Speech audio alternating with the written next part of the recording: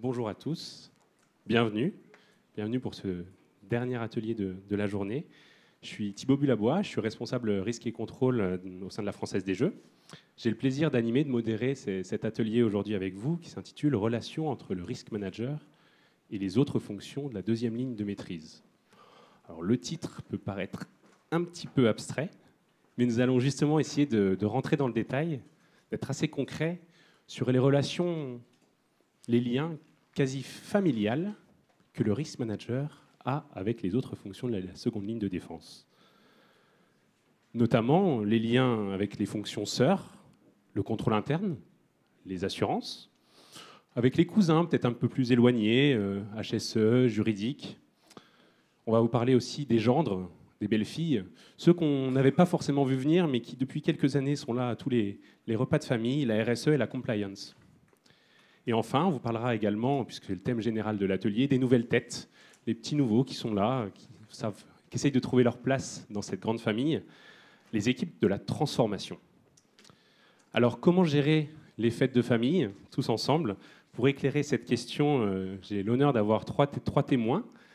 Alice Thible, déjà à ma droite, Alice qui est risk manager au sein du groupe Orange, qui fait partie du groupe Orange depuis plus de 20 ans. Elle a eu l'occasion d'exercer dans différentes fonctions de contrôle, de la mise en place de dispositifs SOX, mise en place de dispositifs de prévention et de détection de la fraude. En 2012, depuis 2012 sur les fonctions plus spécifiques de compliance, et en 2016, tu me corriges si je dis bêtises, tu as rejoint les équipes centrales de la gestion des risques du groupe Orange. À ma gauche, Alain Aubignat, risk manager du groupe Michelin. Alors Alain a commencé sa carrière au sein de fonctions très opérationnelles, notamment la direction de la production des usines françaises, la responsabilité de la supply chain poids lourd Europe dans la fin des années 90. Dans les années 2000, supply chain à nouveau sur les produits de spécialité. Et puis depuis 2009, Alain est risk manager du groupe. Et pour nous, aujourd'hui, tout particulièrement, on souhaitait avoir le témoignage d'Alain et de Michelin en particulier, puisque vous le savez sans doute, Michelin a remporté en juin 2018 le grand prix du jury des trophées de la maîtrise des risques Amrae et IFACI, notamment pour les fonctions de rassemblement entre l'audit interne, donc la troisième ligne dont on parlera peu aujourd'hui, mais aussi et surtout le risk management, le contrôle interne et la qualité. Et enfin, troisième témoin, troisième éclairage, troisième vision, avec Francis Miard, à ma droite, associé d'EY Consulting au sein des activités Risk Transformation. Donc, Francis a débuté sa carrière il y a plus de 25 ans au sein du cabinet Andersen d'abord. Il a ensuite cofondé et dirigé la filiale française de Protiviti pendant près de 10 ans. Et il conseille désormais donc, au sein d'EY les grandes entreprises et les organisations publiques également en termes de gouvernance, de gestion des risques, de contrôle interne et d'audit interne. Donc il nous donnera son regard, son petit benchmark quelque part sur les pratiques au regard des deux autres visions, groupes que nous avons aujourd'hui. Donc nous avons 1h20, 1h25 ensemble. On prendra 1 heure pour apporter ces témoignages-là et puis on gardera 20 minutes vraiment de questions à la fin pour répondre à vos préoccupations également, savoir si on a besoin d'aller plus loin, les questions qui ont été soulevées. Et pour faire peut-être plus connaissance avec les groupes et leurs spécificités, on vous propose de rentrer vraiment en quelques mots, que chacun des intervenants puisse présenter les principales préoccupations, les principaux risques finalement pour chacun de vos groupes. Alice, vous pouvez commencer sur la partie Orange peut-être ? Ah oui, merci, bonjour.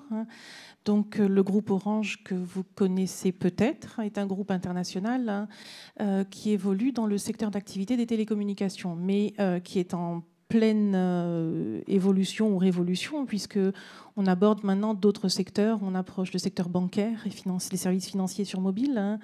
On fait de la vente en gros pour les opérateurs internationaux.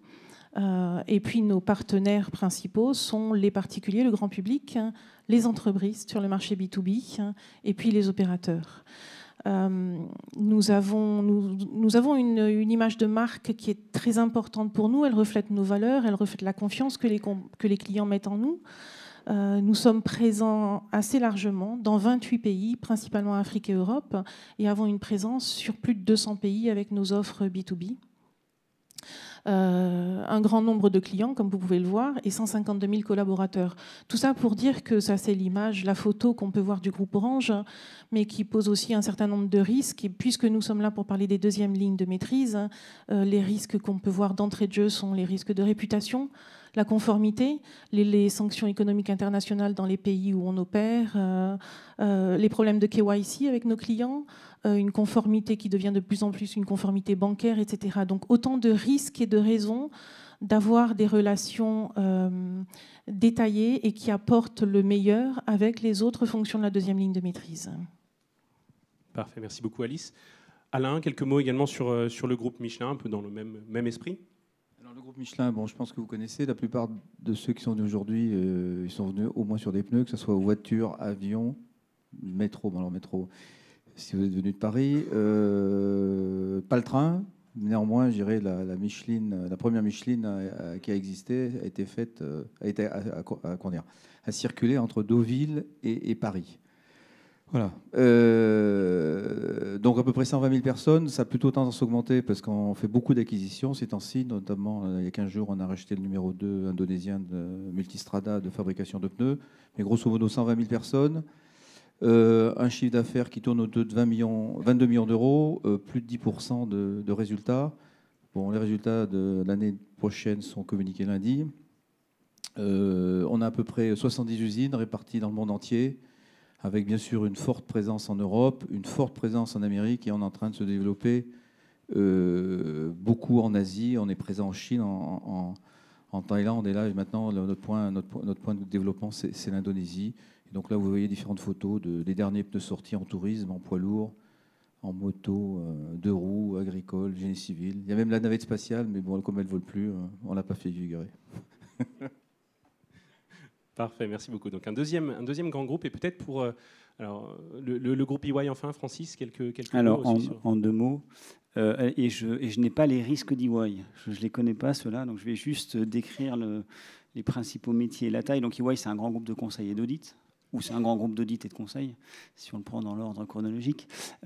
C'est plus de 250 000 personnes maintenant au niveau mondial dans 150 pays, donc c'est devenu en fait très très très gros. C'est des très grosses entreprises de services professionnels, au même titre que nos concurrents dans le domaine. Environ 35 milliards de dollars de chiffre d'affaires. On est aussi très actif et très présent en France, avec plus d'1 milliard de dollars de revenus, plus de 5000 personnes. Et les activités conseil sont en très forte croissance. Donc on a beaucoup d'investissements dans le conseil chez EY depuis quelques années. Et le risque dans cette grande famille du conseil est un point important. C'est un point d'origine. D'ailleurs, on a commencé le conseil en fournissant des conseils de nature risque management, audit design, contrôle interne. Bon, on fait plein d'autres choses maintenant, mais c'est un peu notre ADN quand même. Voilà. Parfait. Alors, effectivement, deux grands groupes. Francis, de par ses activités, vous pourrez peut-être éclairer la vision d'entités un peu plus petites. En tout cas, aujourd'hui, on va parler tous ensemble de risk management et du lien entre le risk manager et les autres fonctions de la deuxième ligne de maîtrise. Allez, on se jette à l'eau et on va simplement, pour fixer le cadre, faire un très bref rappel du modèle des trois lignes de maîtrise et en quoi la deuxième ligne est la pierre angulaire de la maîtrise des risques, mais aussi une pierre très, très composite, puisque autant la première ligne est constituée de managers opérationnels qui mettent en place toutes les pratiques au quotidien sur la gestion des risques, autant la deuxième ligne elle est constituée d'une multitude de fonctions support qui sont responsables de différents domaines d'expertise, et tout ça en transversalité. Et vous voyez, c'est le schéma qui date déjà de 2013, mais de la prise de position commune Amrae et Fassi sur la deuxième ligne montre visuellement cette composition multiple et ce lien, et le risk manager un peu perdu au milieu de tout ça, qui doit trouver sa place et trouver un moyen d'échanger avec les autres. On vous propose un agenda assez simple finalement. On va déjà essayer de parler de ces acteurs autour de la deuxième ligne de maîtrise, avec qui le risk manager peut-il échanger au sein de cette ligne de maîtrise? Quels sont les outils, mais pas seulement les outils informatiques, quels sont les moyens peut-être qui au quotidien le risk manager peut utiliser, activer pour une collaboration réussie? Et puis on terminera, on ouvrira un peu le champ des possibles avec le sujet de la transformation notamment, ou d'autres champs à conquérir dans un monde plus digital, plus différent. Les fonctions de la deuxième ligne de maîtrise, des fonctions sœurs, on l'évoquait en introduction, le contrôle interne, l'assurance, contrôle interne, partenaire historique partenaire de longue date du risk management. Est-ce que c'est encore le cas, Alice, de votre point de vue, chez Orange, le risk management et le contrôle interne sont-ils vraiment des acteurs et en lien fort?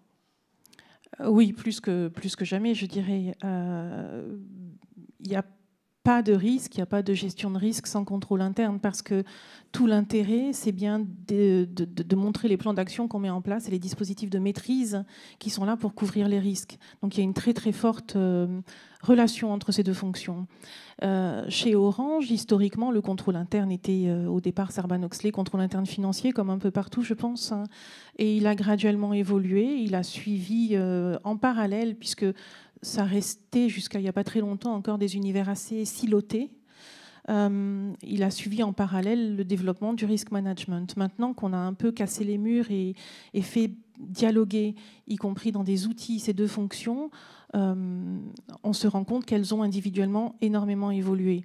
À l'heure actuelle, pour le groupe Orange, on utilise un certain nombre d'outils qu'on vous montrera, mais on en utilise un surtout qui illustre bien cette relation contrôle interne risque, hein, qui s'appelle le cluster. Et un cluster, c'est une représentation. On utilise cet outil lorsqu'on doit discuter avec le conseil d'administration, le comité exécutif. Un cluster regroupe un ensemble de risques, hein, qui ont une même nature, ou alors parce que simplement c'est le sujet, c'est l'agenda de la réunion. Chacun de ces risques est expliqué. On définit les causes, les conséquences, et surtout, au regard de ces risques, on a des plans d'action avec un niveau de maturité très graphique en termes de couleurs. Donc sur 2 pages, maintenant, l'outil de communication, c'est ce cluster. Donc on évolue vraiment, je dirais, main dans la main. Systématiquement, lorsqu'on parle de risque, on parle en face du contrôle interne. Et ça, depuis longtemps. Chez Michelin également, contrôle interne partenaire historique du risk management. Oui, même si effectivement, chez Michelin, comme l'a dit Alice, il y a jusqu'à 3-4 ans, le contrôle interne était essentiellement ciblé sur la partie finance. On avait également quelque chose qui ne s'appelait pas contrôle interne, qu'on appelait qualité, mais qui avait exactement la même fonction sur tout ce qui est produit, parce qu'en fait, le point clé, Michelin, c'est quand même le produit, et des produits, je dirais, au niveau qualité parfait, parce que c'est un problème de sécurité. Et depuis 4 ans, on a étendu le contrôle interne à l'ensemble des risques de la cartographie. Alors ça me permet de dire que la base commune ou la clé de voûte du système, c'est la cartographie des risques. Et donc là, il n'y a pas 50 cartographies, il y en a une seule. Et effectivement, après, on peut analyser la cartographie selon différents angles. Soit, je reviendrai dessus tout à l'heure, on classe nos familles, on segmente nos familles, notre cartographie en 14 familles, que ce soit RH, juridique, informatique, etc. Mais également, comme l'a dit Alice, on peut faire des visions transverses, des clusters. On ne les appelle pas clusters, mais c'est visions transverses. 2 exemples qu'on utilise comme vision transverse, c'est premièrement les droits de l'homme, qui regroupent certains risques des familles, d'autres familles, et puis une vision éthique aussi. Voilà.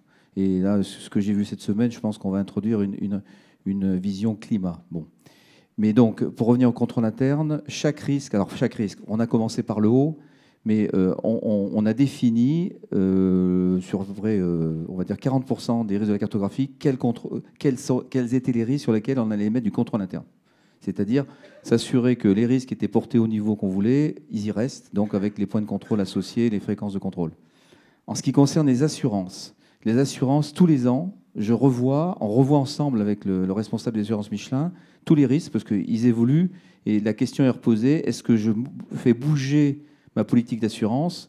Bien sûr, Nicolas Devardet qui s'occupe de ça, il se pose des questions par rapport aux assureurs, par rapport aux garanties, mais également il y a des risques qui n'étaient pas assurés, qu'on assure, donc c'est quelque chose d'extrêmement vivant. Donc c'est des partenaires essentiels dans la maîtrise des risques. Alors, je regardais un peu l'Assemblée, et Francis, peut-être que vous allez pouvoir nous éclairer là-dessus. Le risk management et le contrôle interne sont-ils toujours aussi associés? C'est quoi? C'est une preuve de maturité? Ils sont assez souvent associés, c'est la tendance. Enfin, elle n'est pas de nouvelle d'ailleurs, ça fait quand même quelques années que, en fait, à l'aune de l'émergence des fonctions contrôle interne, parce que pour les plus anciens, il y a 15 ans, pour le coup, ça n'existait pas, hein. Enfin, 20 ans, alors que le risk management existait.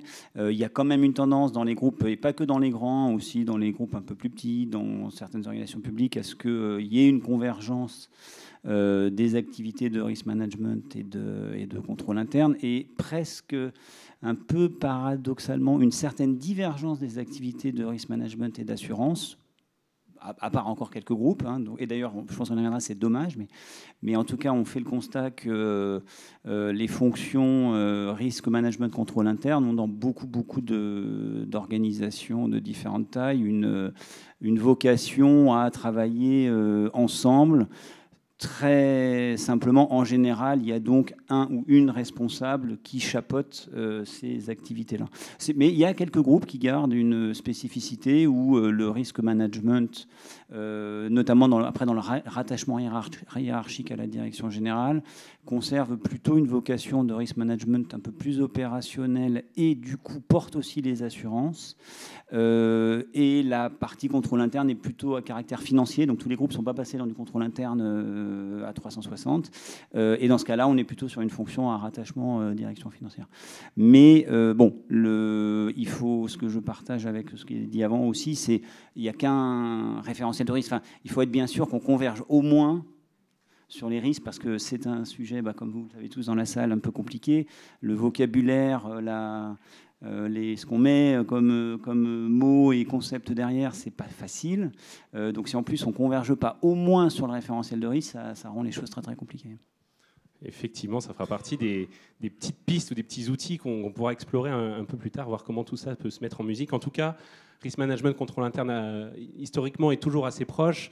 Avec les assurances, peut-être un lien moins fort, en tout cas à entretenir pour garder un minimum syndical d'échange avec les assurances au moins une fois par an, 2 fois par an, on y reviendra. D'autres acteurs, peut-être moins proches, en tout cas quand on regarde les différents baromètres Fermat ou autres, et les pourcentages d'interaction, la proximité, d'autres équipes transverses qui portent des sujets comme le sujet juridique, les sujets HSE. Il y avait des similitudes d'ailleurs de longue date entre le côté risk management et la HSE. Est-ce qu'il y a un lien si fort chez Michelin, par exemple, entre risk management et HSE ?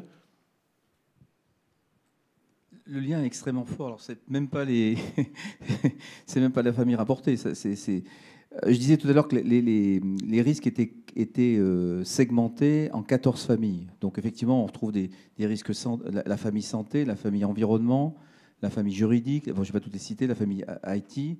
Donc, en fait, ils servent à quoi ? Enfin, comment on travaille ensemble ? C'est simple. C'est premièrement, on partage la cartographie. C'est-à-dire que c'est eux qui nous aident, pas que eux, bien sûr, qui aident le risk management à établir la cartographie. C'est eux qui connaissent leur domaine, que ce soit l'informatique, etc. Bon, ça, c'est la première action qu'ils ont. Mais la deuxième action qu'ont ces différents groupes, c'est ceux qui ont les solutions pour amener le risque à ce qu'on appelle le risque acceptable, le risque tolérable. Donc, c'est par exemple au niveau... je ne sais pas si je prends par exemple santé, voilà, je vais prendre un risque ergonomique. Dans la famille santé, l'ergonomie, c'est eux qui disent pour ramener le risque ergonomique au niveau voulu, les solutions sont celle-ci, celle-ci et celle-ci. Donc on est obligé de travailler complètement avec eux. Ils sont vraiment le premier niveau, c'est eux qui décident du niveau d'arbitrage, entre guillemets. L'arbitrage, j'y viendrai après. Justement, eux, ils ne font pas d'arbitrage. C'est eux qui disent les solutions. Ils proposent une palette de solutions, et après, j'en parle après. Et par rapport à ces solutions, parce qu'on n'a pas des ressources infinies, il y a des arbitrages qui sont faits, mais ça viendra un peu plus tard. Mais eux, c'est des solution providers. Ils savent de quoi ils parlent, et ils proposent. Et donc, ça me permet notamment de chiffrer les solutions. Et donc, moi, je vois le COMEX en disant, voilà le risque actuel résiduel à ce niveau-là. Vous voulez, si on le ramène à ce niveau-là, ça va coûter tant. Si on le ramène à un autre niveau, ça va coûter tant. Et donc, le rôle du COMEX, c'est faire l'équilibre ou le choix entre le niveau qu'on est prêt à dépenser et le niveau de risque qu'on est prêt à accepter. Alors, ça fait mal. Ça fait très mal au niveau du COMEX, puisqu'en fait, d'un côté, où on accepte des risques, où on dépense de l'argent éventuellement pour rien. Donc, il y a un peu une douleur à gérer, mais c'est le rôle du risk manager. Voilà. Francis, peut-être à chaud comme ça, ce lien risk management et la HSE, par exemple, ou le juridique, c'est si fort aussi chez d'autres ? Alors, HSE, oui, dans différents mondes, alors dans le monde industriel notamment, mais pas que. Alors, je questionne plus ce juridique, pas qu'il n'y a pas de lien, parce qu'évidemment, le risque juridique et le rôle des directions juridiques est essentiel dans la protection d'un certain nombre de risques des entreprises. Après, je questionne plus la capacité dans le travail avec les équipes juridiques de bien gérer la hiérarchisation des enjeux et des risques. Parce que, et c'est naturel dans une fonction juridique, on est dans un travail de couverture assez large, et la hiérarchisation n'est pas la chose la plus simple pour eux. Un exemple très classique, quand on fait tous, on l'a vécu, des cartographies des risques et qu'on interroge le directeur juridique, j'espère qu'il n'y en a pas dans la salle, et qu'on lui demande quels sont ses... Si on lui demande quels sont ses risques, il n'y a pas de problème, il y en aura 77 et il sait en parler du premier au dernier. Si on lui dit les 5 principaux, ça devient plus compliqué. Ils n'aiment pas hiérarchiser en général, en tout cas dans les groupes que je connais. Donc la relation avec le juridique, elle est à mon avis essentielle, mais peut-être par rapport à ce que disait Alain, dans l'action de mettre sous contrôle ou de travailler pour protéger l'entreprise dans ses contrats, dans ses opérations, etc.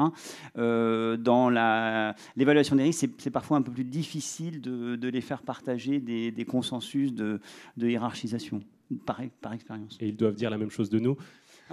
Peut-être.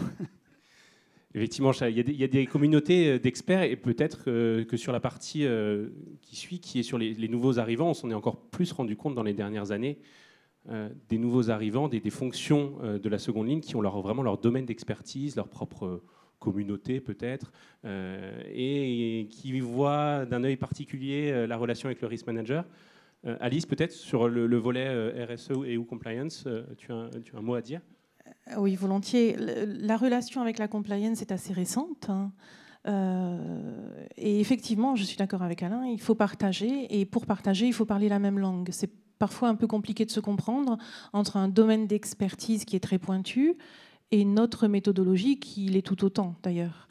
Un des moyens qu'on a trouvé pour discuter avec ces experts et ces différents domaines, dont la compliance, la RSE, c'est qu'on a travaillé ensemble pendant un temps assez significatif sur la construction d'une typologie.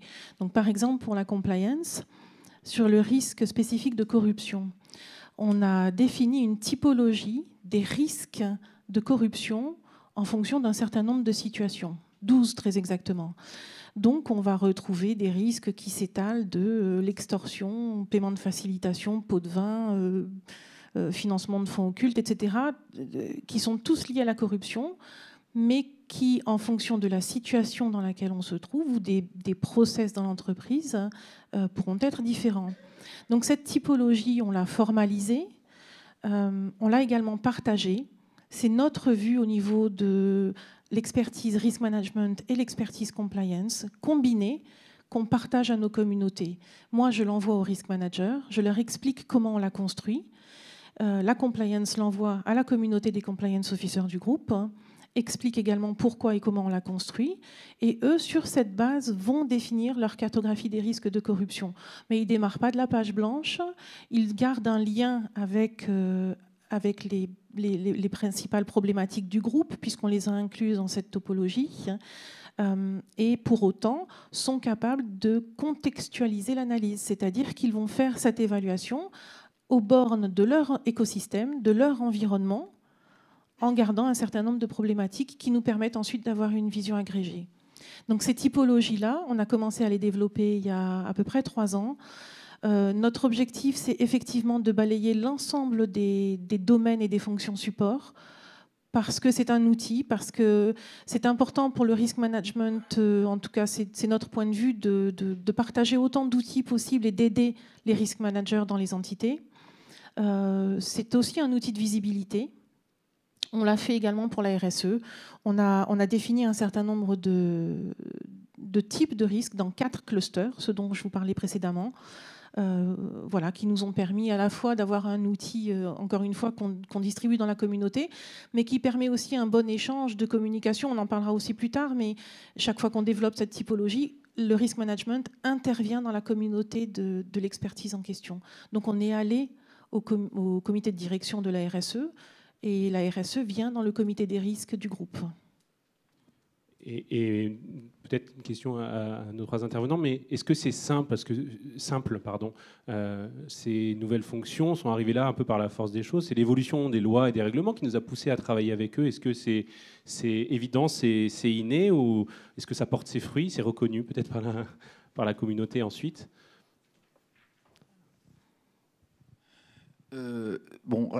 C'est jamais très simple au niveau risk management. Donc un début du risk manager, c'est de simplifier le monde. Mais oui, je pense que c'est relativement simple. Donc je parlais tout à l'heure de comité de gouvernance, puisqu'on a un comité de gouvernance par famille de risque, et donc on a même des comités de gouvernance par cluster, ce qu'on pourrait appeler cluster. Et donc le but de ce comité de gouvernance, c'est effectivement, il s'appuie beaucoup, puisque la plupart des risques RSE ou compliance, on va les trouver dans les autres familles de risques, juridiques, environnement, tout ce qu'on veut. Donc c'est capturer les travaux qui sont faits dans les autres comités de gouvernance, mais à plus rajouter certains risques qui sont vraiment spécifiques, type fraude, qui sont vraiment compliance, ou type dans les droits de l'homme, on va retrouver le travail des enfants. Mais effectivement, ça les oblige à travailler en transverse par rapport aux autres comités. Donc là, il faut bien définir l'engrenage, c'est-à-dire qui travaille, comment tout ça s'emboîte. Mais une fois que tout ça c'est bien défini, normalement, avec un peu d'huile apportée par le risk management, ça tourne relativement rond. Et ça leur permet sans doute de gagner du temps aussi grandement quand on leur apporte ces outils-là. Plus que du temps, ça évite le bazar. Parce qu'en fait, si on ne définit pas exactement les rôles de chacun, tout le monde va s'occuper de tout, avec un risque soit qu'il y a des domaines qui restent à l'ombre, ou au contraire, des domaines qui soient couverts par deux entités. Par exemple, la compliance étant traitée à la fois par le juridique et par le groupe compliance. Là, je rejoins complètement Alain, ça évite le bazar, effectivement. À partir du moment où on harmonise les pratiques et où on harmonise aussi la communication qu'on en fait, la visibilité qu'on donne aux instances de gouvernance et aux membres du comité exécutif, la chose est acquise entre guillemets, c'est-à-dire que le comité des risques chez Orange est composé de l'ensemble des membres du comité exécutif, et lorsqu'on a commencé à présenter ces clusters et ces typologies et qu'ils ont acheté le produit qu'on leur présentait, ça a décliné derrière très très rapidement dans les divisions, dans les pays, dans les entités. Donc effectivement, oui, maintenant c'est simple, hein, mais présenter quelque chose de synthétique et de simple, je pense que vous serez d'accord avec moi pour dire que c'est pas facile à construire, ça prend du temps. Mais quand on a le premier modèle, hein, et quand on a une méthode qui se partage assez facilement, ensuite ça se décline vite. Francis, je ne sais pas si en deux mots, peut-être juste parce que je trouve que là, on a des beaux modèles avec Michelin et Orange. Je ne suis pas sûr que tout le monde ait encore complètement ce niveau de maturité. Et ce n'est pas choquant. Je trouve ce qui est difficile, c'est que la multiplicité de ces lois et de plus en plus maintenant les exigences en termes de rendre compte. Alors, rendre compte au conseil d'administration, au comité d'audit, aux actionnaires, aux futurs actionnaires, rendre compte sur les risques, donc se conformer aux devoirs de vigilance, à la loi Sapin 2, etc. Vu d'un DG, en fait, il a de plus en plus de sollicitations, de devoirs se poser, c'est très bien, hein, se poser des questions sur des risques qui sont des risques techniques et approchés par silo. Pour moi, l'enjeu, c'est que le risk manager reste bien, soit extrêmement vigilant et fasse accepter ou entériner par le top management qui reste le pilote, le chef d'orchestre, je ne sais pas le terme exact, mais que l'émergence de toutes ces activités de risque spécifiques s'organise dans un environnement lui-même organisé et sous le contrôle du risk manager. Ça, je trouve que c'est très important parce que sinon, on s'écarte à nouveau de l'objectif d'avoir cette bonne coordination. Et je pense que ce n'est pas si facile parce que dans les grands groupes, les directeurs généraux, s'ils veulent être... ils pourraient avoir tendance, s'ils veulent être au fait du risque de corruption, à effectivement aller questionner la direction d'éthique. Et c'est très bien, mais il faudrait que ça se fasse dans une organisation où le risk manager reste le pilote et le chef d'orchestre. Je pense que pour la profession, il faut vraiment être très vigilant là-dessus, vraiment très vigilant. J'entendais dans la salle, il y a un danger à ne pas le faire en tout cas. C'est la route, en tout cas l'objectif qu'on dessine dans cette première partie me paraît assez clair. Alice, vous évoquiez les premières manières d'harmoniser, de redonner et de finalement structurer tout ça. Ça va être tout l'enjeu de la deuxième partie également, justement les outils au sens très large du terme, pour favoriser cette collaboration réussie. Peut-être qu'on aimerait aussi, c'est que vous puissiez repartir, chacun d'entre vous, avec quelques pistes d'outils, quel que soit votre niveau de maturité. Voilà, on se rend compte qu'on est avec deux témoignages d'entités assez matures. Voilà, que chacun puisse se retrouver et voir comment graduellement il peut adapter et fournir les outils pour une collaboration réussie avec les autres fonctions de la deuxième ligne de maîtrise. Ce déploiement d'outils communs, alors vous voyez, on a fait des slides assez light pour privilégier les échanges et les témoignages surtout. Il y a des outils variés, mais il y a quelques fondamentaux. On parlait tout à l'heure voilà, de la cartographie, on parlait de langage. Alain, peut-être pour repartir sur cette notion de langage commun, vous avez un témoignage et un retour d'expérience à faire? Oui, très rapidement. Donc moi, je suis dans ma fonction depuis 9 ans. Donc le job qui m'a été donné par le président d'époque, Michel Royer, c'est je veux dormir tranquille. Donc ça voulait dire quoi? Ça veut dire je veux en sorte que tous les risques soient bien gérés, on les connaît et on sait ce qu'on fait en face. Donc on a suivi vraiment cette chronologie. C'est d'abord définir un vocabulaire commun, des échelles communes. Parce qu'il y avait autant d'échelles quasiment, et l'audit avait ses échelles, le risk management avait ses échelles, etc. Donc là, on a défini déjà le maître étalon, tout le monde parlait de la même chose en tant que d'impact. Quand on parle d'un risque faible, on sait que faible, c'est inférieur à 50 millions d'euros. Et quand on sait que c'est modéré, c'est, au niveau impact financier, c'est entre 150 et 150. Donc bon, par exemple.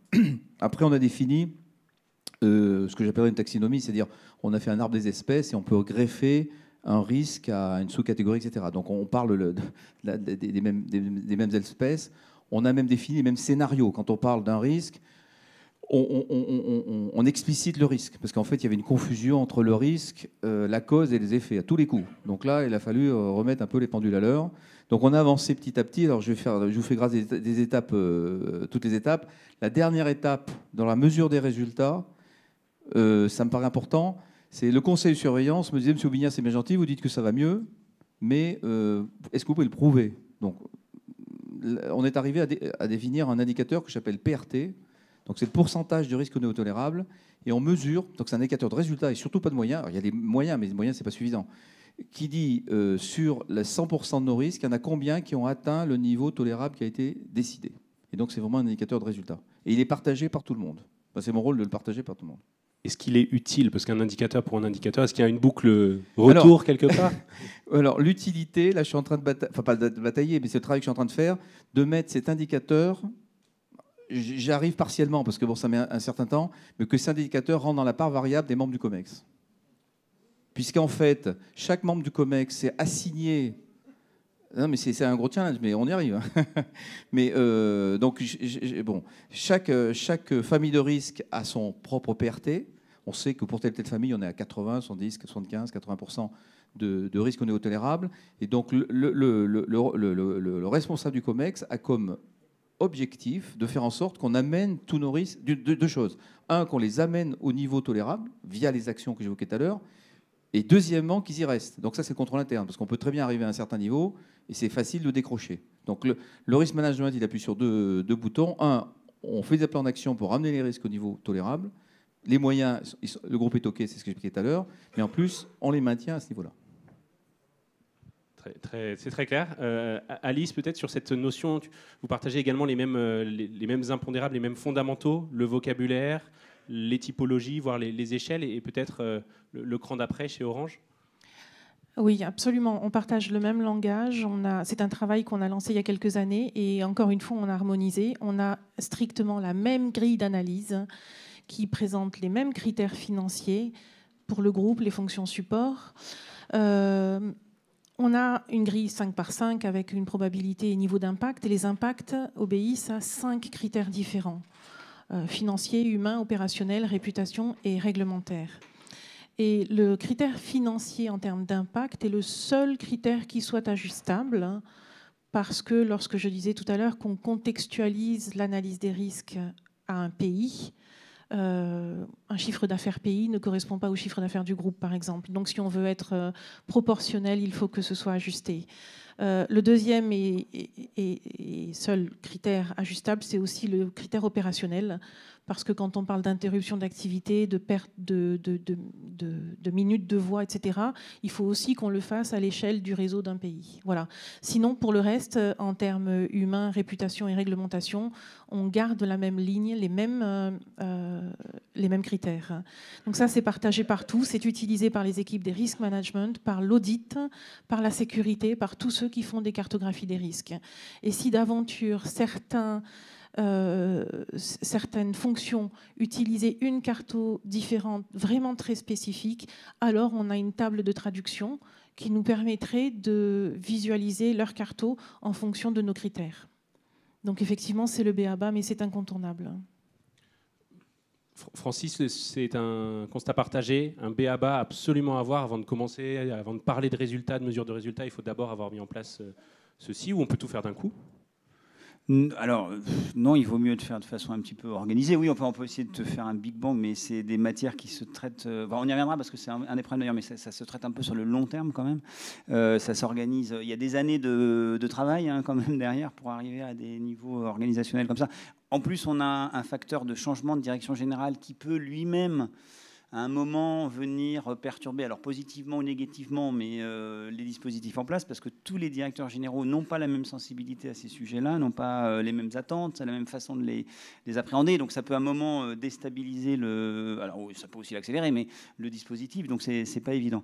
Après, je trouve que pour les groupes qui vont... Enfin, je trouve que la mesure, c'est une évidence de le dire, mais comme c'est pas si courant quand même, que se forcer, se pousser dans la mesure des résultats, des indicateurs de performance d'une fonction risk management, ou en tout cas de performance de gestion des risques, c'est un élément essentiel, pas si développé que ça, et qui met la profession dans une dynamique de progrès et de montrer et de démontrer ses progrès.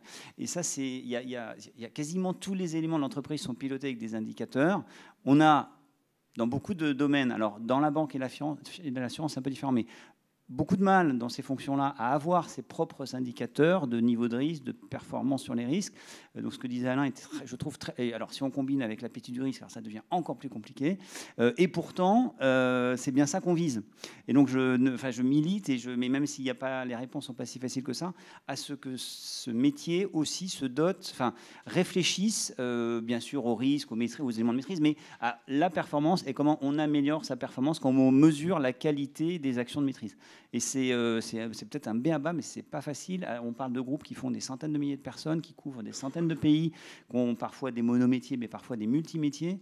Mais je crois que vraiment on doit se battre là-dessus pour être aussi crédible, voilà, et montrer les progrès et ce qu'on apporte véritablement.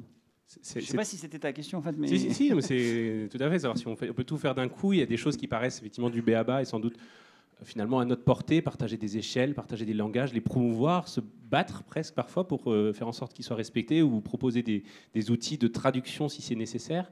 On voulait vous faire un focus sur un autre outil qui nous paraît intéressant, qui est mis en place depuis chez Orange depuis quelques mois et sur lequel on va faire un focus pendant quelques minutes, justement dans des outils communs, et c'est la notion d'univers intégré chez Orange. Alice, vous pouvez nous en dire quelques mots? Oui, alors c'est un déploiement graduel. On est en train de le déployer, on est en train de l'industrialiser en fait.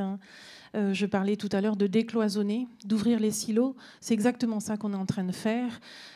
L'idée, comme vous le voyez, c'est que chaque univers fonctionne au sein de sa propre communauté, au niveau du groupe, au niveau des filiales et des fonctions support des entités.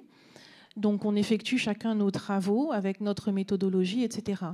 Et puis on se rend compte que, je le disais tout à l'heure, nous on a cruellement besoin du contrôle interne pour démontrer l'évolution et l'efficacité de notre dispositif. Alors, ces relations parfois sont compliquées, délicates à mettre en place, et le fait de les automatiser dans un outil de GRC que je ne nommerai pas. Sinon, je serais obligé d'en nommer 2 ou 3 autres, comme à la télé. On en parlera en aparté si vous le voulez. Automatiser cette relation va nous apporter plus d'efficacité. On sera beaucoup plus rapide, on sera beaucoup plus exhaustif également. L'idée, c'est d'avoir créé un risque, entre guillemets, générique, sur lequel vont aller se pluguer tous les éléments de chacun des univers. Donc, par exemple, je vais, au sein de l'univers du risk management, je vais créer ma fiche de risque dans l'outil et je vais la rattacher à un risque générique.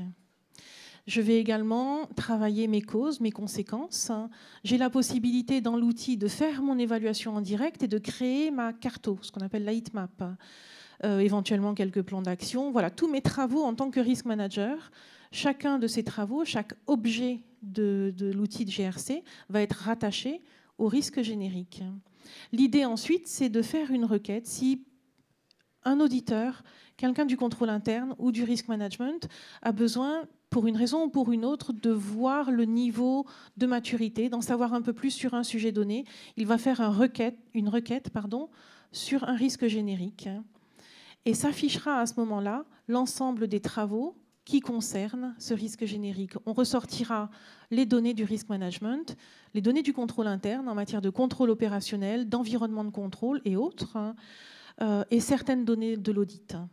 Et tout ça est scrupuleusement géré avec une gestion des habilitations très stricte. Parce que, évidemment, l'audit ne va pas diffuser l'ensemble de ces informations et données. Certaines données peuvent être confidentielles au risk management, notamment en matière de stratégie, et idem au contrôle interne ou aux enquêtes. Donc l'idée, c'est vraiment bien de pouvoir partager le plus possible, le mieux possible, des informations qui nous concernent tous et qui vont nous aider, encore une fois, à améliorer, à travailler à cette boucle d'amélioration du risk management.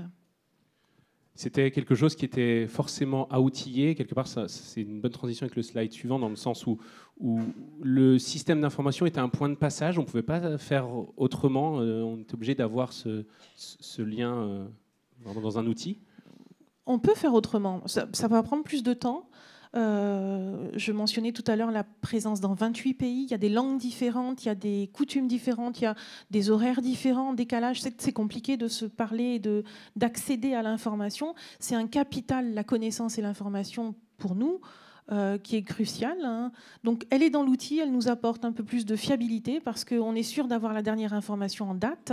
Celui qui a fait une mise à jour dans l'outil sur ses plans d'action, sur son évaluation dans la carto, on la verra systématiquement. Donc oui, c'est plus fiable, c'est plus rapide, plus exhaustif. Et Francis, par rapport au panel que vous suivez, est-ce que c'est également un prérequis à plus de transversalité ?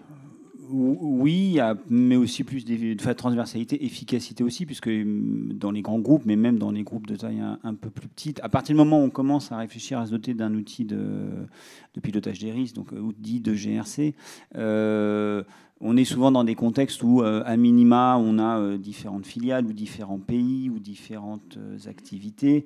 Alors, parfois pas 150 pays, mais bon, un nombre un peu important. Et gérer ça sans outils, ça paraît quand même compliqué. Bon, il y a bien sûr des projets de contrôle interne il y a 15 ans, il y en a toujours d'ailleurs, mais qui sont sous Excel. C'est pas impossible, mais c'est quand même moins convivial. Toutes les fonctionnalités je ne vends pas d'outils, je tiens à le préciser, de reporting, les fonctionnalités de workflow, les fonctionnalités de suivi d'action, enfin, c'est quand même plus facile dans un outil. Je vais peut-être déjà... voilà. Donc, et puis, je ne sais pas si je dois dire 2 mots sur le... Pardon, je réponds juste à ce que tu viens de dire. Pour être vraiment très clair, on n'a pas créé quelque chose de spécifique. On a déjà utilisé un outil qu'on avait, que le contrôle interne utilisait depuis quelques années et que l'audit avait commencé à utiliser. Donc on a vraiment transformé cet outil, on a travaillé avec eux pour pouvoir arriver à ce système et à modéliser ce qu'on voulait. Et alors, il se trouve, parce que les éditeurs de logiciels font la même approche la même réflexion sur une approche plus intégrée de la gestion des risques, du contrôle de l'audit, de la qualité, de la compliance, des risques, des enjeux cyber, éventuellement de la continuité d'activité. Ce qui fait qu'on voit aussi dans l'offre fonctionnelle de ces outils une convergence, enfin en tout cas une possibilité d'intégration des différentes fonctions de la seconde ligne. Donc ça fait aussi, ça va dans le sens. Alors c'est eux à l'écoute du marché, c'est parce qu'ils se rendent compte que dans les groupes ça va dans ce sens-là et que du coup les solutions logicielles sont développées autour de ça. Bon, après avec toutes les limites de complexité, de développement, déploiement, tout ce qu'on veut, mais en tout cas c'est un peu la tendance d'avoir ces outils qui aident. En fait, ils sont là pour contribuer à cet objectif d'intégration et de langage commun et de partage d'infos. Oui, et pour les différents risk managers, l'AMRAE publie régulièrement un panorama SIGR justement pour faire le point sur le déploiement des outils et les fonctionnalités attendues, les avantages perçus des systèmes d'information. On en a mis un exemplaire pour vous montrer, mais normalement c'est... Oui, j'en ai apporté un. Donc bon, il se trouve que c'est en partenariat avec EY, mais bon, ce qui était plus important, c'est que c'est l'AMRAE. Donc il y a tous les ans un document, ça fait la 10e année, qui s'appelle le Panorama SIGR. Bon, je pense que la plupart d'entre vous le connaissent, mais sinon, n'hésitez pas à en demander à l'AMRAE ou nous en demander. On en a quelques exemplaires au stand. Mais l'idée, c'est qu'effectivement, tous les ans, dans un double regard, donc le regard des éditeurs qui sont questionnés, et c'est évaluatif des fonctionnalités, mais c'est pas une note, on n'émet pas une note. Tout éditeur qui souhaite répondre à un questionnaire peut être présent dans le document. Et on a un double regard avec les utilisateurs, donc les risk managers. Et puis maintenant, on est en train d'étendre ça sur voilà, à quoi ça sert et qu'est-ce qu'on attend de ces outils et quelles sont les valeurs ajoutées.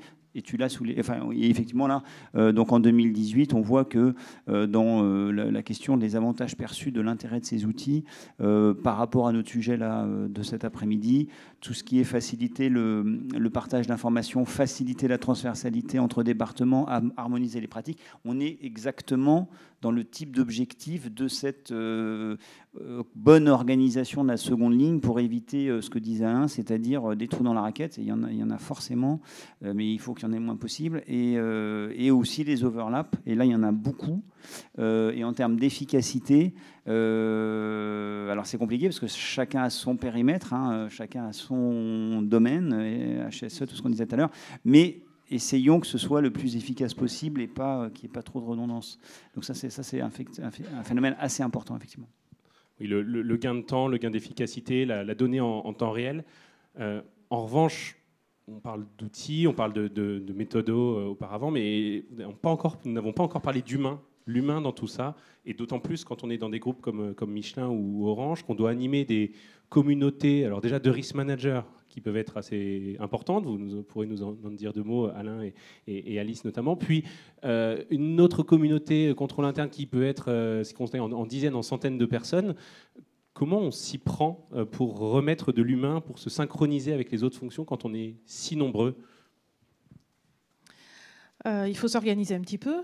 Donc, déjà en interne, au risk management, nous avons une communauté d'à peu près 80 risk managers entre les fonctions support et les filiales pays.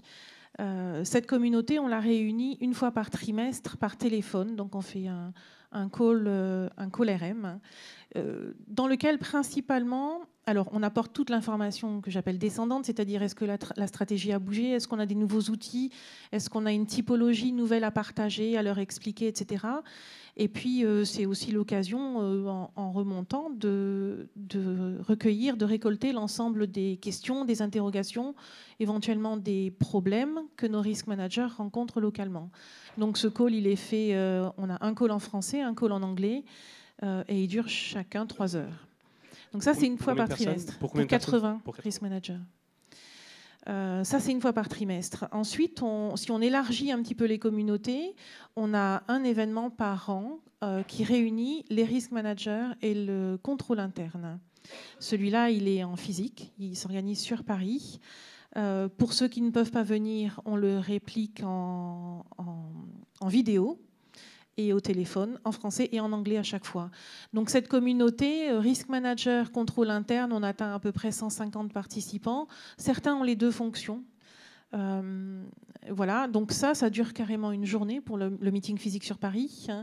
Et là, c'est pareil, on va faire le tour des nouveautés. Qu'est-ce qui a changé dans l'année? Quelles sont les nouvelles contraintes éventuellement, les outils, voilà, tout à fait logique dans ce genre d'événement. Et on fait aussi énormément de networking, c'est-à-dire que pendant les pauses, on va se présenter, on va parler, on va aider, on va échanger nos cartes. Et c'est là, en général, que nous, risk managers, recevons la plupart de nos commandes de « j'ai besoin de tel carto, je ne sais pas où démarrer, est-ce qu'on peut faire une typologie sur ce sujet ?» etc. Donc ça, c'est contrôle interne et risk manager. Et puis, on a une troisième communauté plus étendue. Là, cette fois, c'est ACR, audit, contrôle et risque. On est à peu près à 250 personnes. C'est aussi une fois par an sur Paris, avec les mêmes attentes que pour le contrôle interne et les risques. On partage énormément. information descendante, remontante. Et ça, c'est pour interne Orange. Maintenant, pour la partie externe, on communique évidemment vers les instances de gouvernance, le conseil d'administration et le comité exécutif, et vice-versa. Eux nous donnent notre ligne de conduite pour l'année, si je peux dire. Voilà.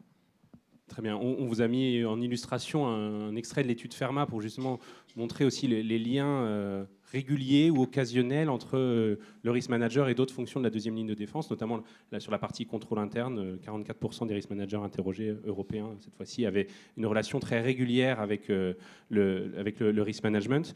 Chez Michelin, quand on a une communauté aussi d'une quarantaine de risk managers locaux, c'est ça? Comment on s'y prend? Alors, je vais essayer de répondre de manière extrêmement simple, parce qu'en fait, on peut voir ça compliqué, mais je pense que c'est extrêmement simple. Quand on parle d'humain, je pense que quelqu'un est mal dans sa peau quand il ne sait pas ce qu'il a à faire. Et je pense que pour faire monter à bord tous les acteurs, c'est définir d'une manière extrêmement précise ce qu'ils ont à faire et surtout et également ce qu'ils ont à ne pas faire. Moi, c'est assez fréquent de voir les gens qui connaissent mal le risk management qui disent « mais alors j'ai vu l'audit, il parle des risques, le risk management vous passez, vous reparlez des risques, le contrat interne vous reparlez des risques, mais entendez-vous à Centrale parce que vous faites tous les trois la même chose ». Alors la réponse est oui, on fait la même chose et on gère les risques. Mais ceci dit, nos missions sont différentes et donc il faut bien expliquer les missions. Alors je ne vais pas faire un grand cours sur les missions, mais il y a des missions techniques et il y a des missions, je dirais, de décision, de gouvernance. Alors, si je zoome simplement sur la partie gouvernance, il faut bien définir qui est responsable de quoi. Et je dirais, toujours dans la simplicité, je dirais, il y a deux questions essentielles. Il n'y en a que deux sur lesquelles il faut répondre. La première question, il faut effectivement assigner la responsabilité à la bonne personne, c'est qui décide quel est le niveau que l'entreprise va accepter. Alors, soit c'est des risques groupes, c'est quelque part, et donc c'est le COMEX au niveau du groupe, soit c'est au niveau mettons, de la Chine ou des États-Unis, etc. C'est le directeur de la zone en question. Donc, première question, c'est qui décide. Et c'est personne d'autre. Typiquement, moi, quand le directeur industriel me dit c'est moi qui fais la politique industrielle, je dis non. Enfin, au niveau santé, je dis non. Soit c'est toi qui la mets en œuvre, mais la décision, elle vient d'en haut. Donc, il y a déjà à remettre un peu, comme je dirais, l'église au centre du village. Bon. La deuxième question à laquelle il faut répondre, il n'y en a pas 50, il y en a deux, c'est à quelle vitesse on atteint le niveau tolérable. Parce que c'est bien de dire, bon, ok, le niveau tolérable, c'est celui-ci, mais est-ce que c'est en 1 an, est-ce que c'est dans 5 ans, est-ce que c'est en 10 ans? Il faut également que quelqu'un décide. Et là, c'est tout mon travail il y a 2 ans. Je vais citer une toute petite anecdote pour introduire le sujet suivant. On avait décidé en 2016, c'était à l'époque des attaques terroristes, qu'on appelle malveillantes. Bon, bref. Et donc, il y a eu 50 enfants à la vieille, il y avait le Bataclan, etc. On s'est dit, un jour ou l'autre, il y en a illuminé qui va attaquer une usine. Bon. Nos usines n'étaient pas protégées contre les attaques terroristes. Elles étaient pour le vol, les intrusions, etc. Si un camion bélier arrivait, ce n'était pas protégé. On avait décidé qu'à la fin de l'année 2016, certaines usines étaient protégées en mettant des chicanes, des herses, etc. Bon. Je me rends dans une usine en Amérique du Nord. Ça n'avait pas été fait. Je dis au directeur, vous êtes au courant qu'il fallait le faire? Il me dit oui, je ne le ferai pas. Bon, ok. Pourquoi? Parce que j'ai d'autres priorités.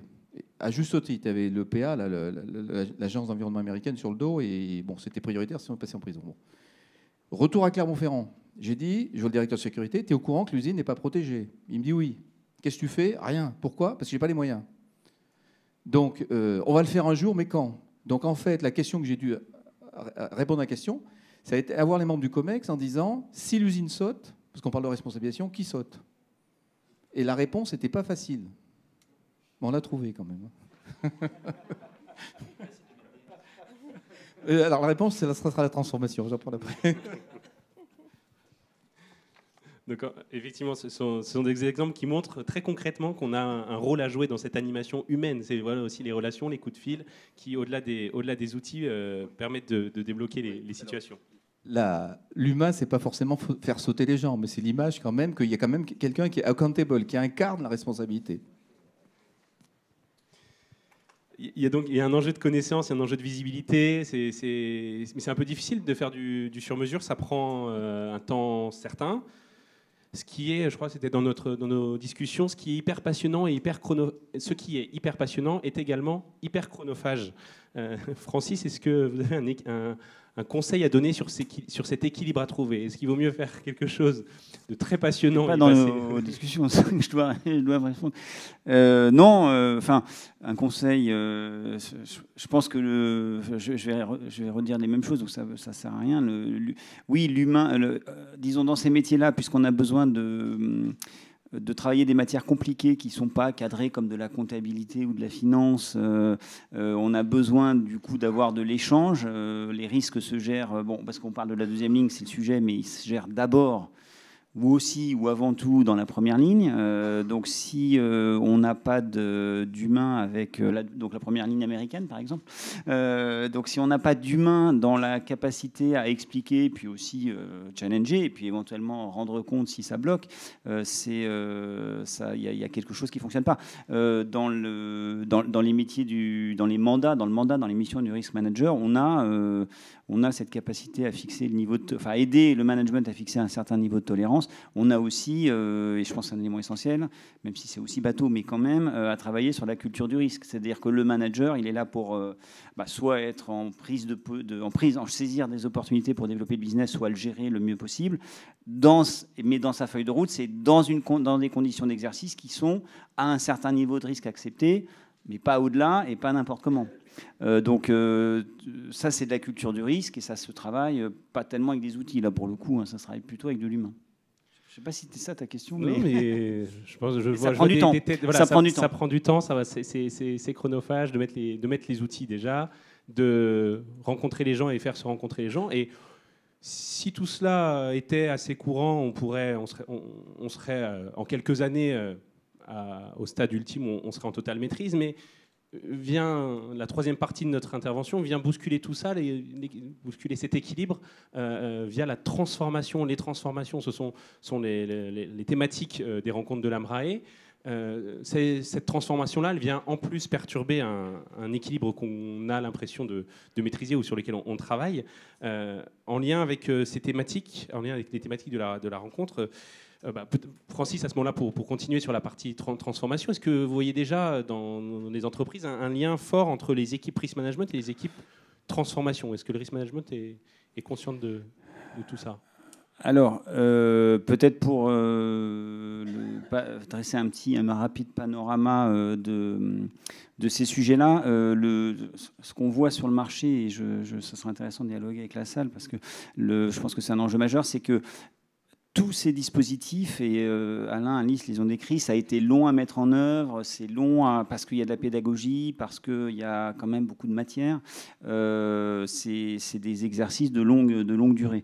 Et on vient être percuté à une vitesse beaucoup plus rapide, dans des dimensions parfois extrêmement significatives, dans le cadre des transformations soit qu'on lead, soit qu'on subit, parce qu'on a un peu les deux scénarios, c'est-à-dire on se transforme parce qu'on n'a pas le choix, ou au contraire on essaie d'anticiper en se transformant pour être meilleur que ses concurrents. Et en fait ça pose toutes sortes de problèmes, mais ça pose un premier problème, c'est que ça se passe très très vite, c'est-à-dire qu'on n'est plus dans le même rythme. On est sur des questions de nouveaux risques qui émergent, et il y en a quand même beaucoup, et je trouve, mais on peut en débattre, que la position du risk manager dans cette évolution, elle est difficile, parce que là, on change quelque part, on change le portfolio de risque. Il y en a des nouveaux qui arrivent, ils ont tendance à aller plutôt plus vite, et ils ont tendance à être sur des sujets à compétences mal maîtrisées. Parce qu'on n'a pas eu le temps d'acquérir la bonne compétence. Donc si je le dis très concrètement, quand on a des organisations qui développent beaucoup plus la technologie pour servir ses clients, pour conquérir ses clients, pour développer son activité, quand on a la mise en œuvre dans ces technologies de sujets plus complexes comme la robotisation, l'intelligence artificielle, l'automation, le blockchain, le cloud, et que généralement on combine tout, ça devient compliqué. Ça devient compliqué parce que d'abord, ce n'est pas des sujets très bien maîtrisés.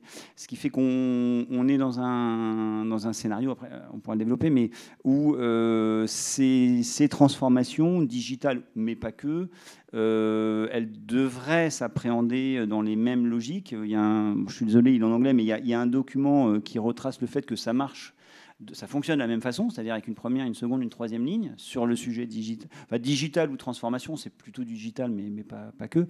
Et je pense que là, on est à un moment important à nouveau pour le risque, pour cette profession, qui est sa capacité à se saisir de ces sujets, aller au contact, je pense, de ces nouvelles fonctions, ne pas...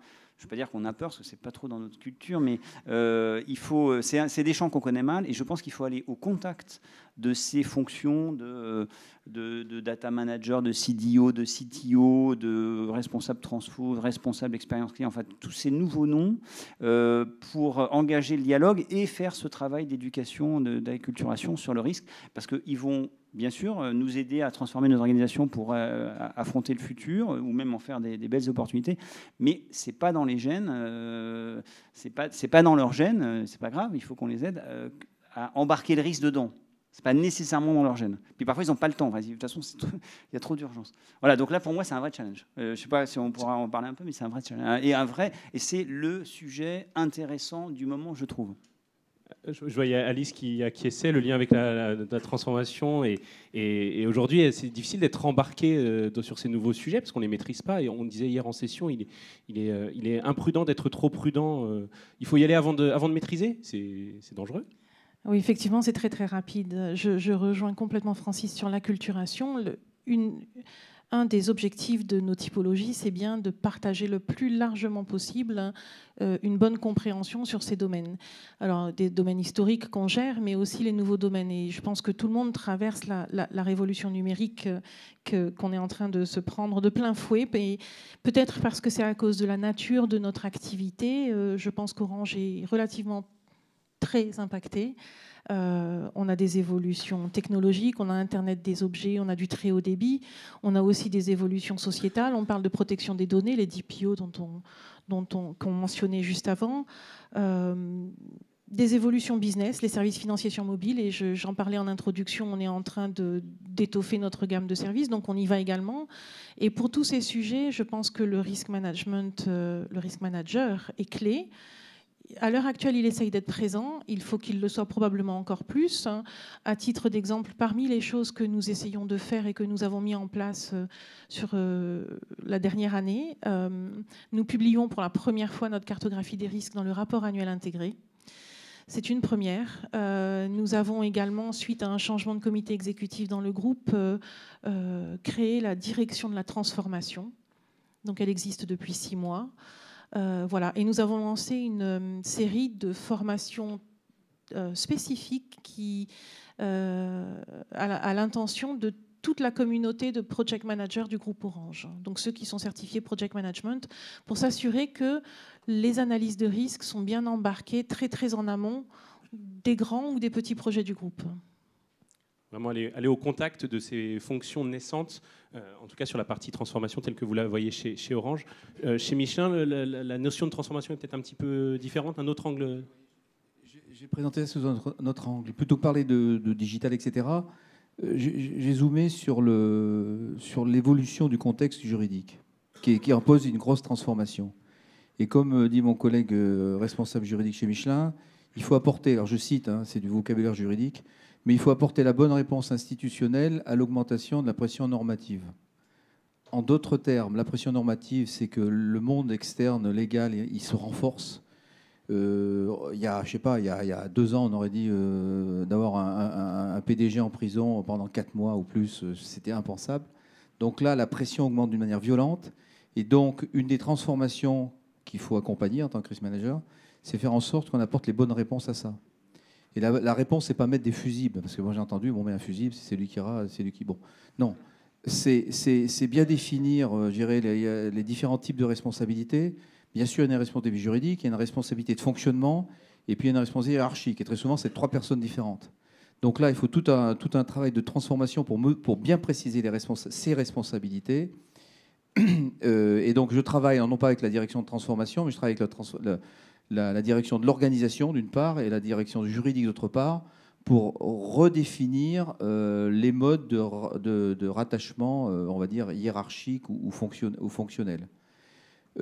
Puisqu'il y en a qui pensent être à l'abri en disant « moi je suis à Clermont-Ferrand et si quelqu'un fait quelque chose qu'il ne faut pas, au fond de l'Asie, au fond du Moyen-Orient, non, c'est faux, parce que je vous rappelle que l'ensemble ou la plupart des membres du COMEX de Lafarge, ils sont mis en examen pour un truc qui était en Syrie. Donc, il faut faire très attention à ça. Et donc là, on est en train de bien modifier tous les rapports, je dirais, hiérarchiques, fonctionnels, pour s'assurer qu'on ait pris, je ne vais pas dire la meilleure solution, mais la moins mauvaise solution. Et donc, par rapport à la question, alors ça, c'était l'aspect externe, là, bon, j'ai pas le temps de développer, mais pour la partie interne, la même chose. Quand on a dit qui saute sur la fameuse usine, la réponse qui a été apportée, en fait, c'est à la fois la personne qui représente la deuxième ligne sur la partie sécurité, c'est lui qui donne les modes de fonctionnement, en disant pour protéger une usine, ce sont les solutions. Et il se met autour de la table, donc c'est un membre du COMEX, et il se met autour de la table avec l'autre personne du COMEX qui représente les moyens. Et c'est eux qui définissent ensemble ce qu'ils vont faire, la vitesse à laquelle ils vont, et c'est eux qui sont collectivement responsables. Ils partagent la responsabilité. Donc tout ça pour dire que oui, il y a des nouveaux risques qui arrivent, etc. Mais ce qui est important également, c'est comment l'entreprise en interne adapte son monde de fonctionnement par rapport au monde extérieur qui a changé de manière dramatique les dernières années. Et je terminerai en disant que, bon, d'une manière un peu schématique, j'ai tendance à distinguer le soft law de hard law. Le soft law, c'est plutôt RSE, je suis gentil avec la planète, les gens, etc. Mais petit à petit, le soft law se durcit. Et ce qui était, je dirais, bon citoyen, enfin je ne sais pas comment l'appeler, et maintenant, ça devient obligatoire. Donc autant anticiper ça et faire en sorte qu'on ait les moyens de bien préciser les responsabilités, ceux qui portent la responsabilité de tout ça. Voilà. Donc une transformation qui vient modifier de manière drastique, même quasiment violente, notre monde tel qu'on le connaissait, face auquel le risk manager doit s'adapter, doit aller au-devant pour anticiper lui aussi ces nouvelles relations, et pas seulement dans le digital. On vous avait mis dans la présentation un focus sur le digital, et les deux slides se veulent suffisamment autoporteurs, où on y reviendra au cours des questions. On va vous laisser la parole dans quelques minutes. Finalement, si j'essaye de résumer les interventions des uns et des autres, et pour refaire le lien avec cette fameuse famille, on se rend compte aujourd'hui que la famille telle qu'on la connaissait, elle change. Elle a vu arriver de nouveaux acteurs, de nouveaux participants, qu'il faut apprendre à communiquer avec eux, que comme toutes les familles, c'est parfois compliqué. Ça peut prendre du temps de s'apprivoiser les uns les autres. Il faut trouver des valeurs communes, des vocabulaires communs, et se retrouver régulièrement autour du repas dominical ou autre, mais en tout cas trouver des moments d'échange pour être capable d'affronter ensemble ce qui va attaquer la famille, les événements pas forcément prévus et qui en plus viennent déstabiliser beaucoup plus vite que prévu.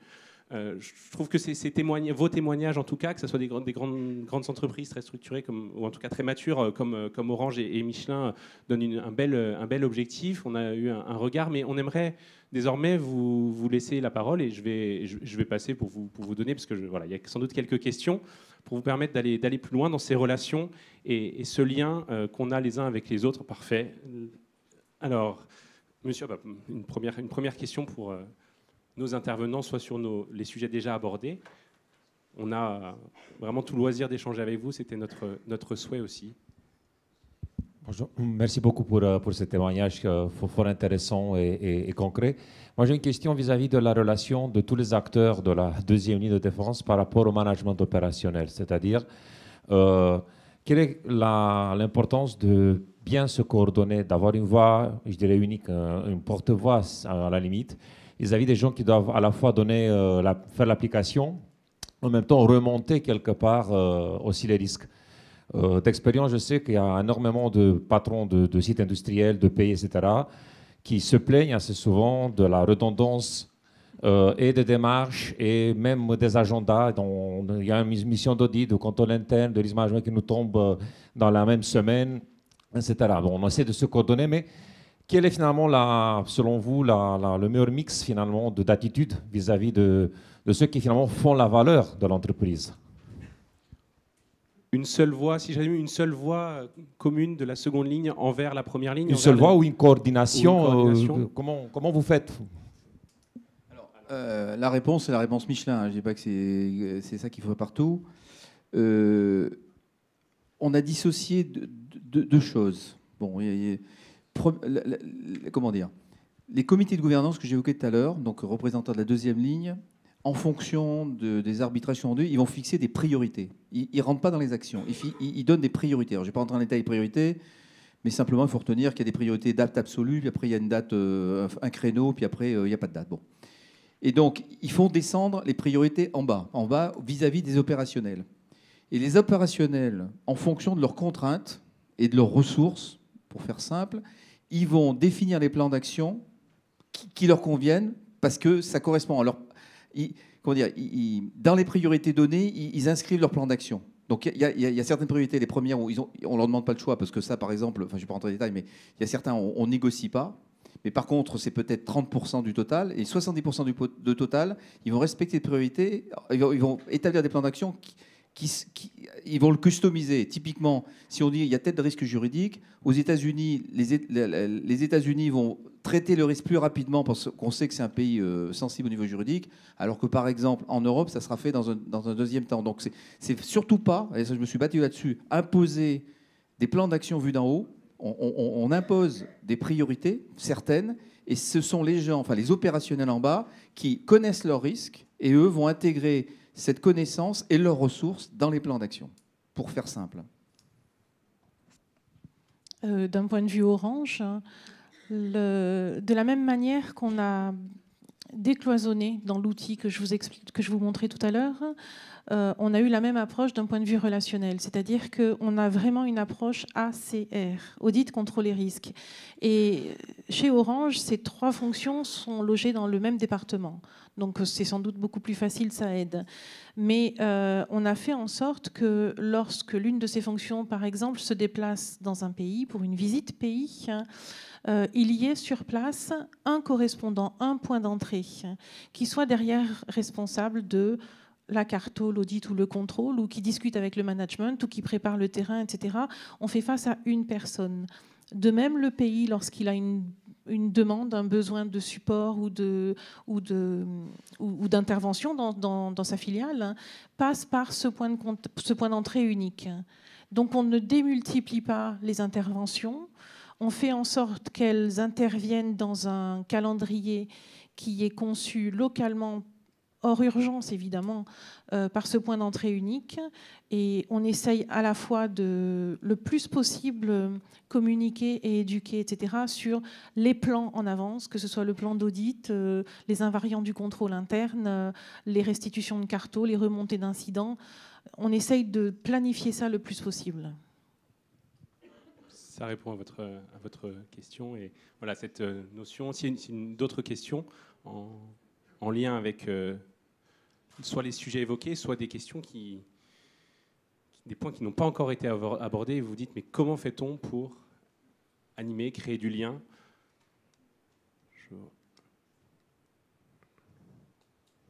Alors, le micro va circuler. C'est un petit peu... Jean-Baptiste Zegron, donc risque pour le groupe d'AR. Donc on est une ETI. Juste pour apporter une contribution, parce que chez nous, le risque management, c'est quelque chose de nouveau. Ça fait quelques mois qu'on met en place la fonction. Et par rapport à ce que vous évoquiez, ce qu'on évoquait, c'est finalement l'évolution de la deuxième ligne de défense avec l'aspect de la famille.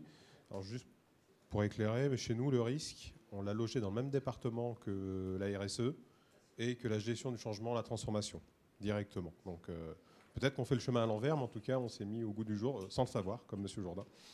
Et par rapport à la relation avec la seconde ligne de défense, donc ce sont nos amis de la qualité, nos amis les juristes, qui fonctionnent chacun avec leur référentiel, on a pris le parti d'avoir la même carto, donc pour faire la revue de direction ISO 9001 dans sa version 2015 pour les initiés. Ça a juste été un vrai bonheur, puisque l'alignement des cartes risques et ISO, ça a pris un quart d'heure à peu près. Et donc, nous, la question, je cherche à interpeller aussi un peu les collègues, les confrères du métier, c'est, nous sommes tous autour de la salle, je pense qu'il y a très peu d'opérationnels, directeurs commerciaux, directeurs de business unit. Mais moi, ce que je vois, c'est une interpellation, c'est comment on va faire, comment on fait pour éviter de faire ce que j'appelais du néo-taylorisme ou de la machine à écrire, à produire des procédures, des charrettes et des charrettes de procédures, ce que nos amis de la sécurité en général va plutôt bien faire, ce que nos amis juristes sont assez à l'aise aussi pour faire. Donc je pense qu'il y a quand même un sujet sur lequel c'est super, on est là 3 jours entre nous, on a nos métiers, on a nos fonctions, et c'est comment maintenant ensuite on revient sur la seconde ligne de défense, une chose, mais aussi la première ligne de défense pour faire des choses simples, qui comprennent, qu'on n'apparaisse pas comme étant les producteurs de documents, de procédures, de normes, voilà, je pense qu'on en a tous autour de nous. Voilà, c'était un peu l'interpellation que je voudrais avoir avec les confrères aujourd'hui. Si ça fait réagir les uns les autres, c'est compliqué de trouver sa place, ce positionnement et repositionner les risques au bon niveau. C'était évoqué un petit peu en amont au sein de la première et deuxième ligne. On n'a pas du tout évoqué le sujet un sujet peut-être un petit peu éloigné, des incidents, c'est-à-dire les remontées terrain aussi. Les remontées terrain, c'est extrêmement important pour la deuxième ligne, pour comprendre ce qui se passe. Le lien, il n'est pas que descendant, il est aussi, il doit être ascendant. Alors on élargit un petit peu la thématique qui était uniquement autour de la deuxième ligne et on passe côté première ligne désormais. Mais comment, chez les uns, chez les autres, vous arrivez à capter ces éléments métiers, concrets, terrain ? C'est un incontournable chez Orange. Chaque risk manager a dans sa mission de faire remonter les incidents régulièrement à une fréquence déterminée, et il est également contrôlé sur ça. Lorsqu'on évalue la maturité et l'efficacité de notre dispositif de risk management, un des points qu'on vérifie, c'est est-ce que le pays, est-ce que la fonction, la direction fait bien remonter ces incidents en temps réel, et est-ce que la granularité de ces incidents est suffisamment détaillée et impactante pour nous. C'est-à-dire qu'on ne demande pas simplement à avoir connaissance d'un incident qui pourrait impacter un réseau dans un pays, donc directement lié à Orange, mais on regarde aussi plus largement. On va s'intéresser à l'écosystème en général, on va s'intéresser également à la géopolitique. Je le disais aussi en introduction, on a d'énormes risques territoriaux et internationaux, donc on regarde plus largement. Mais c'est quelque chose qui est cadré et qui est un incontournable. Alors, nous, on a une approche un petit peu décalée par rapport à ça. On a volontairement pris une échelle des risques extrêmement discriminante, puisque je citais tout à l'heure qu'un risque faible, c'est 0 à 50, mais en fait, on s'intéresse très peu au risque faible, impact sur le héros, résultat opérationnel. On commence plutôt à s'intéresser au risque lorsque l'impact sur le résultat opérationnel dépasse les 50 millions d'euros. Donc 50, 150, etc. Donc ça veut dire pourquoi on a fait ça? C'est pour lisser tous les risques inférieurs, mettons, à 50 millions d'euros. Ils sont gérés directement par les opérationnels. Il n'y a pas besoin du risk manager pour ça. Parce que c'est des risques un petit peu répétitifs. Et là, je vais prendre un exemple. Moi, dans mon métier précédent, c'est supply chain manager. Pratiquement toutes les semaines, on a des fournisseurs qui font défaut. Et donc là, c'est une mini-crise, et donc qui peut durer 1 semaine, 2 semaines, 3 semaines, mais il y a toujours une solution, et le terrain va trouver des solutions de substitution, etc., pour gérer. Donc on réserve la gestion des risques à un niveau beaucoup plus important. Et donc par exemple, une défaillance de fournisseur, ce serait une défaillance de fournisseur qui ne peut pas être traitée, mettons, pendant 6 mois. Donc on lance vraiment en situation avec un impact sur le héros supérieur à 50 millions d'euros. Donc ce qui explique 2 choses. Premièrement, c'est que nous, on ne prend pas en compte dans la façon de gérer les risques les notions de probabilité. Parce que les risques auxquels on s'adresse, avec probabilité importante, ils sont traités par la base, entre guillemets, les opérationnels. On s'intéresse à des risques dont la probabilité est extrêmement faible. Donc on n'utilise pas cette notion de probabilité. Même si on a des actions de prévention pour diminuer la probabilité, on ne mesure pas la probabilité. Donc ça veut dire qu'ils ne remontent pas, ces risques ne me remontent pas du terrain. Par contre, ce qui remonte du terrain, on fait remonter ce qui remonte du terrain des autres. Et malheureusement, oh Dieu merci, je ne sais pas qu'est-ce qu'il faut dire, tous les jours, toutes les semaines, tous les mois, il y a des risques qui arrivent ailleurs, que ce soit Air France, Danone, Procter & Gamble, Apple, enfin, il y a une liste, il n'y a qu'à ouvrir les échos d'aujourd'hui, j'ai pas ouvert, mais je suis sûr qu'il y en a 2 ou 3 sociétés qui ont eu un problème sur les risques. Altran, la semaine dernière, qui s'est arrêté avec une cyberattaque. Bon. Et donc là, on n'utilise pas les problèmes que nous, on a rencontrés, parce que Dieu merci, on ne les a pas rencontrés, mais les problèmes des autres. Et la question qu'on se pose, c'est est-ce que nous, on a bien identifié ce risque? Qu'est-ce qu'on fait? Premièrement. Et deuxièmement, on parlait d'éducation tout à l'heure. Ça sert à éduquer un certain nombre de gens, notamment les membres du COMEX, en disant ne rêvez pas, c'est arrivé aux autres, mais ça peut nous arriver aujourd'hui. Et là, je peux remercier Saint-Gobain et Saint-Renaud, parce que entre Wanakrai et NotPetya, moi, je prêchais un petit peu en disant ça va nous arriver. Non, non, non, mais t'enseignes une catastrophe, on n'y croit pas. Alors, il y avait quelques oléoducs qui avaient pété en Ukraine quelques années avant, mais c'était en Ukraine, c'était loin, c'est des oléoducs. Et puis quand il y a eu, donc, il y a 2 ans, les attaques Saint-Gobain et Renault, Dieu merci, on n'a pas été attaqué, mais au moins, ça a fait une prise de conscience en disant, maintenant, il faut peut-être se secouer, parce que si ça nous arrive, on ne serait peut-être pas bien. Et la réponse est... Alors, il y a 2 ans, on n'aurait pas été bien. Maintenant, on marche à marche forcée. Mais effectivement, donc, les incidents, ils sont tellement gros qu'ils sont plutôt chez les autres, mais ça peut nous arriver, mais au moins, on exploite ce qui s'est passé ailleurs. Voilà. Juste une question subsidiaire. Est-ce que ça veut dire que c'est votre niveau de franchise? Parce que qui vous remonte pas, c'est une chose. C'est une bonne question. C'est une bonne question et je réponds.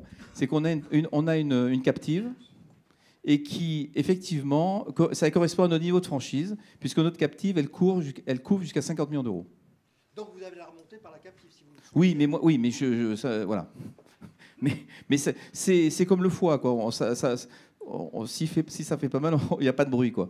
On peut mettre des capteurs, mais il y a tellement d'informations à gérer au niveau supérieur personnellement, je ne m'intéresse pas à ça. Je suis informé, les choses un peu importantes, je les communique à l'étage supérieur, mais encore, je fais beaucoup de filtrage parce que je ne vais pas les noyer d'informations. C'est ma vision de la gestion des risques, mais elle n'est pas beaucoup partagée. Non, parce que beaucoup de risques, enfin pas beaucoup, mais un certain nombre de risk managers, ils ont un milieu, une culture industrielle.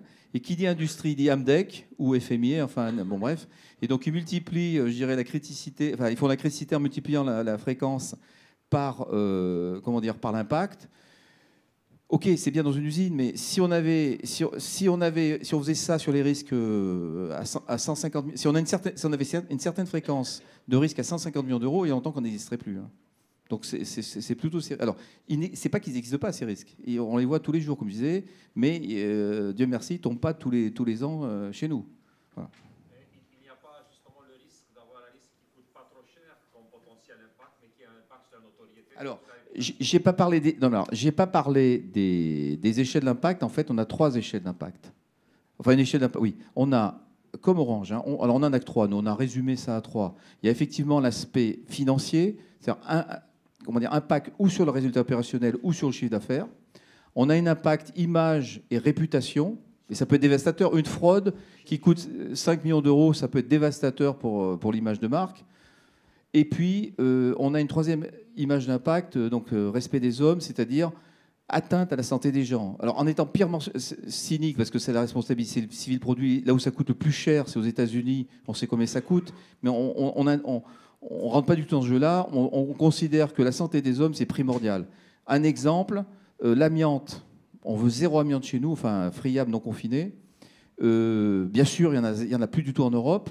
C'est légal au Canada, c'est légal au Brésil, c'est légal en Chine. Mais là, on dit non, on ne rigole pas avec ça. On ne veut pas d'amiante dans le groupe Michelin. Point.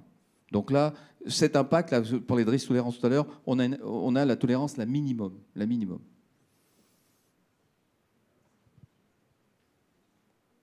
Il reste éventuellement une dernière question avant de vous laisser progresser et dérouler aussi cette méthodologie et ces nouveaux outils qu'on vous a proposés. Est-ce qu'il y a un dernier sujet, une dernière question qui souhaiterait être abordée? Sinon, je vous propose de remercier chaleureusement nos intervenants pour ces éclairages. Les slides, vous avez pu les voir, seront disponibles dès la semaine prochaine sur le site de l'AMRAE. N'oubliez pas également de saisir les évaluations. Un grand merci à tous, bonne fin de rencontre et puis à très bientôt. Enfin. Est-ce que vous me posez une question très personnelle? Je n'ai pas eu le temps de voir M. Noireau ce matin. Depuis 5 ans, j'ai une ligne dans un petit village.